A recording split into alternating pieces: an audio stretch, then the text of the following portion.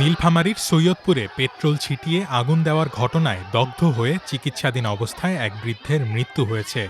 এ ঘটনায় ৩ দিনেও মামলা না নেওয়ার অভিযোগ তুলে নিহতের লাশ নিয়ে থানা ঘেরাও বিক্ষোভ মিছিল ও সড়ক অবরোধ করেছেন স্বজন ও এলাকাবাসী। তাদের অভিযোগ, মামলা নিতে গড়িমসি করার পাশাপাশি আপোষ মীমাংসার জন্য চাপ দেওয়া হচ্ছিল।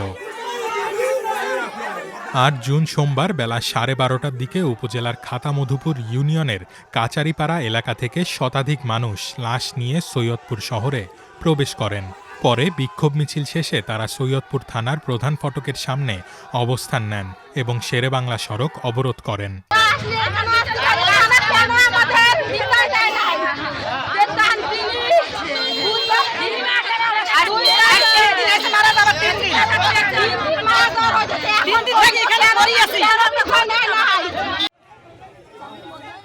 এতে সৈয়দপুর নীলফামারী মহাসড়কে যান চলাচল বন্ধ হয়ে যায়।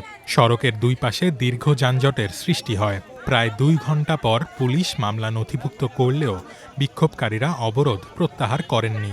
তারা থানার ভারপ্রাপ্ত কর্মকর্তা ওসি রেজাউল করিম রেজার অপসারণের দাবিতে বিক্ষোভ চালিয়ে যান। আমরা থানা ছিলাম এবং কোর্টে ছিলাম, আমার বিচার দিয়েছিলাম, আমার বিচার কেউ করতেছে না। পুলিশ ও স্থানীয় সূত্রে জানা গেছে, গত ৩ জুন ভোরে খাতামধুপুর ইউনিয়নের কাচারিপাড়ায় আফাজ উদ্দিনের বড় ছেলে নূর হোসেনের নির্মাণাধীন বাড়িতে পেট্রোল ছিটিয়ে আগুন দেওয়া হয়। তবে নূর হোসেন সেখানে না থাকায় পাশের বাড়িতে থাকা আফাজ উদ্দিন দগ্ধ হন। তাকে প্রথমে সৈয়দপুর ১০০ শয্যা হাসপাতাল, এরপর রংপুর মেডিকেল কলেজ হাসপাতাল এবং পরে ঢাকার জাতীয় বার্ন ও প্লাস্টিক সার্জারি ইনস্টিটিউটে ভর্তি করা হয়। সেখানে চিকিৎসাধীন অবস্থায় গত শনিবার তার মৃত্যু হয়। নিহতের ছেলে আবু বকর সিদ্দিকের দাবি, কয়েক মাস আগে গাছের ঝরাপাতা কুড়ানোকে কেন্দ্র করে প্রতিবেশী আব্দুস সালাম চঞ্চলের সঙ্গে তার বিরোধের সূত্রপাত হয়। সেই বিরোধের জের ধরেই তার ভাইকে হত্যার উদ্দেশ্যে নির্মাণাধীন ঘরে আগুন দেওয়া হয়েছিল, কিন্তু ঘটনাক্রমে সেখানে তার বাবা দগ্ধ হন। এই ঘটনাটা 3 মাস আগে শীতের সময় একটা গাছের পাতা আমার জমিতে পড়ছিল। এই গাছের পাতা গাছওয়ালা মিলে বলে বিভিন্ন কথাবার্তা প্রয়োগ করছে, ওরা গাছের পাতা দিবে না। এই গাছের পাতাটাকে কেন্দ্র করে এই ঘটনা শুরু। আবু বকর সিদ্দিক অভিযোগ করেন, ঘটনার পর থানায় অভিযোগ দেওয়া হলেও 3 দিনেও মামলা নেওয়া হয়নি।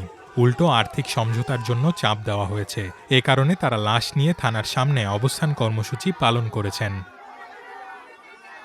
তবে অভিযোগ অস্বীকার করেছেন সৈয়দপুর থানার ওসি রেজাউল করিম। যেমন ঘর পোড়া গেছে, কিছু ক্ষয়ক্ষতি দেখানো হয়েছে, ক্ষতির পরিমাণগুলো যার উল্লেখ নেই। এটা বলা হয়েছিল যে ক্ষতির পরিমাণ উল্লেখ নাই, কিছু ত্রুটি আছে, সংশোধন করে দেন। বলছে না, আমরা এজাহারে যা আছে আমরা উকিল দিয়ে লেখাইছি, এটাই আমরা এটা কোনো পরিবর্তন করব না বলে ওনারা এখান থেকে বললো যে আমরা কোর্টে মামলা করবো। বলছে না, আমরা এখানে কারেকশন করাই দিই নিজেরাই। বলছে না, যাই হোক, সকালবেলা আমরা আবার ওদেরকে ফোন দেওয়া হইলো সকাল 9টার দিকে যে আপনি আসেন, মামলাটা করাই দিচ্ছি। তা ওনারা আসেনি। তারপর এটা এই একসাথে ওনারা এতগুলো লোকগুলো সহ এটা আসলেই উদ্দেশ্য প্রণোদিতভাবে আসা হয়েছে। এটা কোনো বিলম্বের কোনো কিছুই নাই। অলরেডি আমরা মামলা এই যে যা কিছুক্ষণ আগে পেলাম, মামলা আমাদের রেকর্ড হয়ে গেছে। আমরা এই কিছুক্ষণের মধ্যে ওদের কপি দিয়ে দেব এবং এটা তদন্ত সাপেক্ষে প্রয়োজনীয় ব্যবস্থা গ্রহণ করা হবে। বিকাল 4টায় সৈয়দপুরের শেরেবাংলা সড়কের এই অবরোধ তুলে নেয় বিক্ষোভকারীরা।